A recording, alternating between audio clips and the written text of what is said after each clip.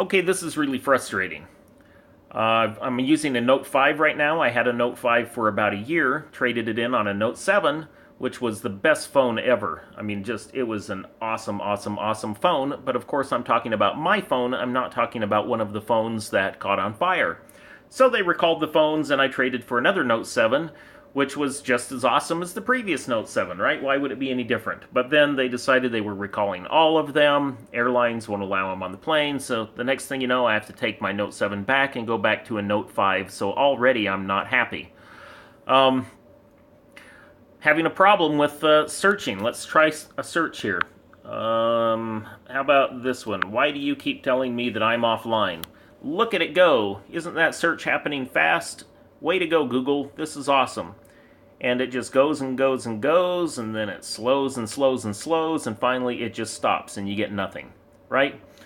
Obviously, I can't use the voice command to search Google while I'm doing this recording, but I took a screenshot of what happens when I do use a voice search. I get this: offline, no network available. Check your connection and try again. Just get that over and over and over again, even though I have a connection. And it doesn't matter if I'm wireless, it doesn't matter if I'm using my data plan.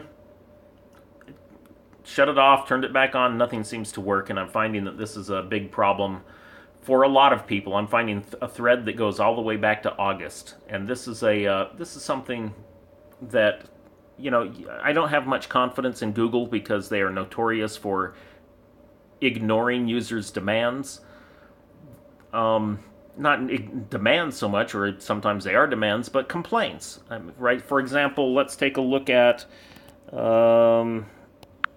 this thing: media, utilities. Here we go. Authenticator. If you want to go to a new phone and you're using Google Authenticator, you can't transfer your data from one phone to another. You have to stop and do it all over again for each and every website or whatever it is that you're using Google Authenticator for. People complain online. Google just ignores the complaints and doesn't care.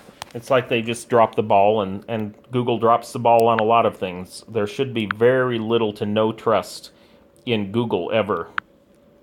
So here's what this is, and we've got a thread going. Look, I'm getting responses on it already for, here we go. Somebody, Angus Mark, a couple people have responded, and you get this.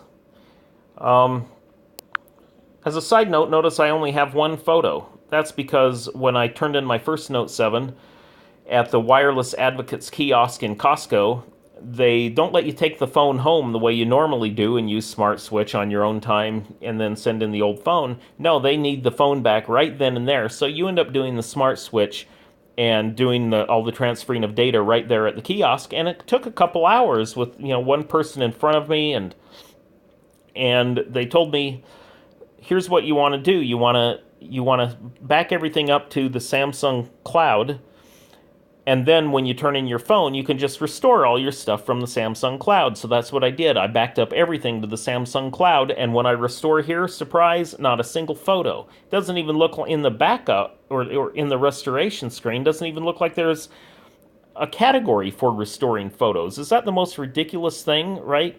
If it restores your contacts, this is something you can restore yourself one at a time. But with photos and videos, it's one and done, and they all seem to be gone. So this is a complete nightmare for me.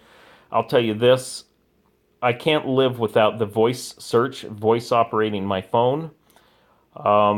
People in tech often talk about how Android has just lapped iPhone, just lapped him once and then lapped him again, and the iPhone is so far behind. But from what I'm hearing now from tech people, right on, like This Week in Tech, it's Twit, you can search for it, or This Week in Google, you can search for that. I hear from these people, and they're saying that the iPhone 7 is a really fantastic phone, and given these problems that I'm having, from everything from Samsung to Google to the having to turn in my phone at the kiosk, right at the T-Mobile or Wireless Advocates kiosk, the whole thing is just driving me to that iPhone. So I think that's where I may just be going. I'm going to call up and complain this thing doesn't work the way it's supposed to work. I can't use the voice commands. I need to switch to a different phone. I'm sure they'll let me. And iPhone, here I come.